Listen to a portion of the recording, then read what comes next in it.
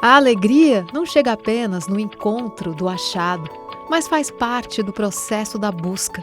E ensinar e aprender não pode dar-se fora da procura, fora da boniteza e da alegria. O propósito do Instituto Unibanco é contribuir com a melhoria contínua da educação pública do Brasil. Nossa estratégia educacional, orientada pela equidade, busca garantir a aprendizagem de todas e todos os estudantes, proteger a trajetória acadêmica deles e reduzir as desigualdades educacionais. Tudo isso mantendo o alinhamento das ações, com equidade e aprendizagem contínua a partir da prática. Desde março de 2020, a educação brasileira vive um momento extremamente desafiador.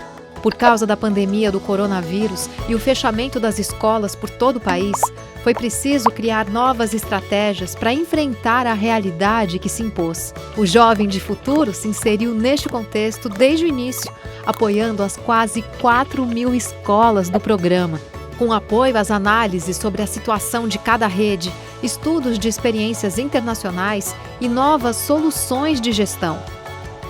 A pandemia atravessou a nossa vida, fazendo com que as desigualdades econômicas, sociais e, sobretudo, educacionais não só aumentassem, como ficassem ainda mais visíveis.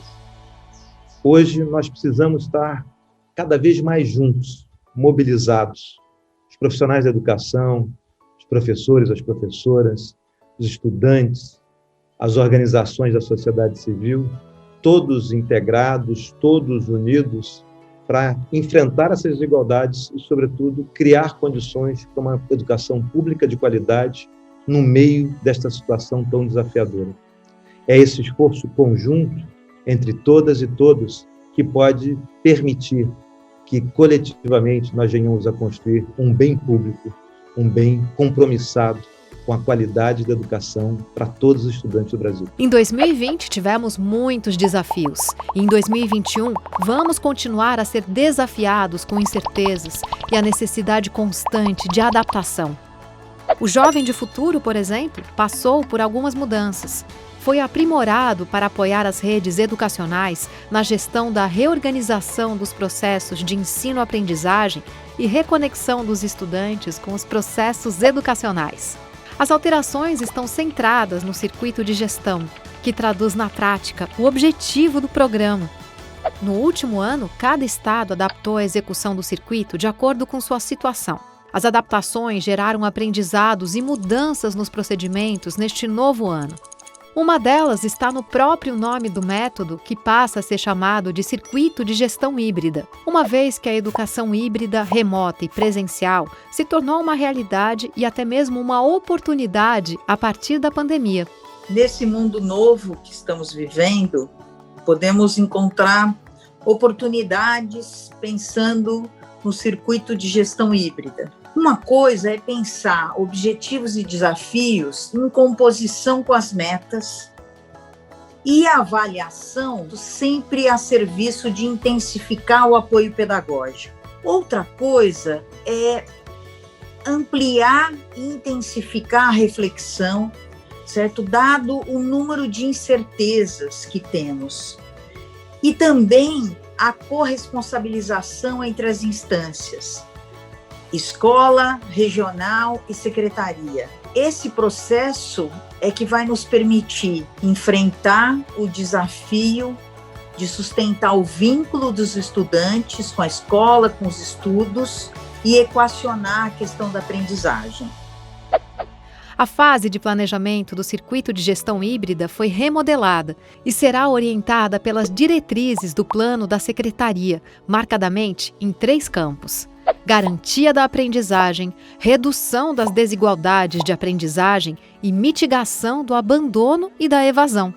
Na retomada, as ações serão planejadas a partir de desafios.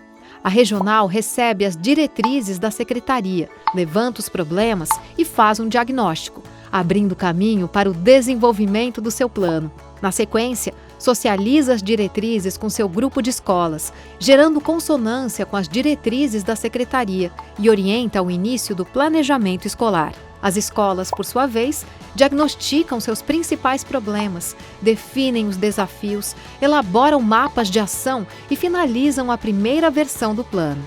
Não se esqueça de criar ações específicas para os estudantes mais vulnerabilizados e que tiveram dificuldades de acesso em 2020 com uma atitude antirracista.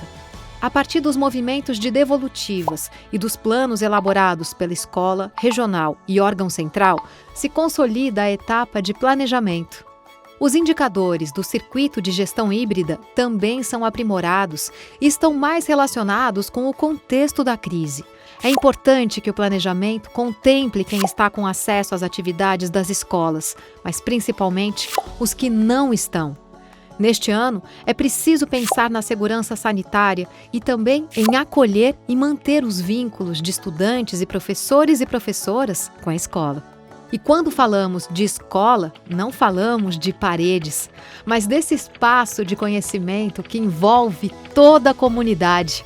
A convocação pela educação é para todos e todas. As mudanças são muitas e são relevantes. Mudanças que bebem do aprendizado difícil que vivemos em 2020 e que projetam um 2021 muito intenso, com novos aprendizados, com uma nova plataforma de interação entre cada um de nós. O circuito de gestão híbrida solicita de todos e de cada um a atualização frente a esse dia a dia.